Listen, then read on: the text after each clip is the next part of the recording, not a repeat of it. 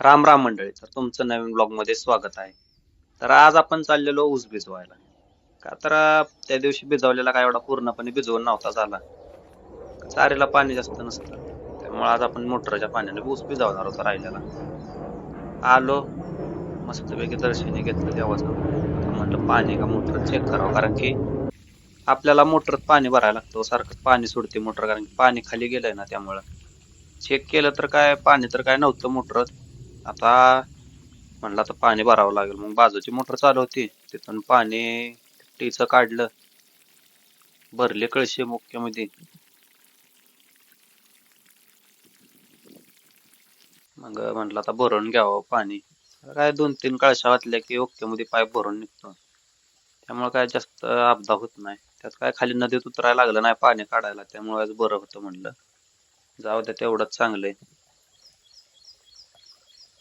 Okay मध्ये असं मोटरात पाणी भरून घेतलं. त्याचा होल बारका असतो, त्यामुळं पटपट पाणी वाचता येत नाही. नाही तर माणसाला एवढा वेळ काय करतो. आता जे शेतकरी त्यांना माहिती आहे काय अवस्था असते ती.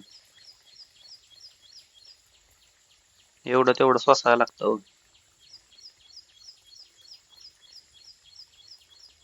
फायनली मग पाणी भरून घेतलं. आता म्हणलं मोटर चालू कर, मग कोणतरी फुईजा काढून ठेवलेल्या. मग फुईजा टाकून घेतल्या. मग काय ओके मध्ये पहिली बसवून घेतली, परत दुसरी पण बसवली. केलं आपल्या ऑटोचं बटन चालू. ऑटो टाकलाय काय एका मिनिटात मोटर चालू डायरेक्ट.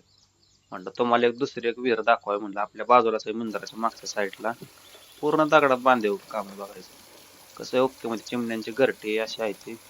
तिथं पाणी कंटिन्यू असतंय विहिरीत. कसं काय झऱ्यागत पाणी वाजतंय का नाही विहिरीत. हम्म.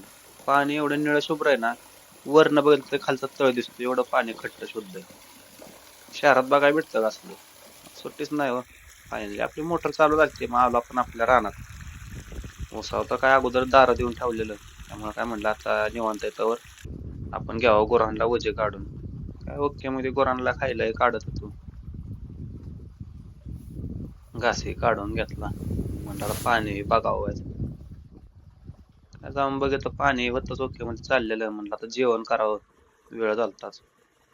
हे रानात बसून जेवायची मजाच वेगळी हो. ओके मध्ये असं मोकळं खळखळत वाहणार पाणी, नॅचरल हवा, हिरवंगार सगळं त्यात जेवायचं म्हणजे. डाब्यावाल्याला जेवणाला काय करतो, 5 स्टार हॉटेलला मागं टाकते. काय सगळं जेवण हे झालं, ओझं बांधलं गाडीवर गुरांचं, मोटर तर बंद केलतीच. काय झालं, सगळं निघालो घराकडं. चला भेटू पुन्हा पुढच्या ब्लॉग मध्ये.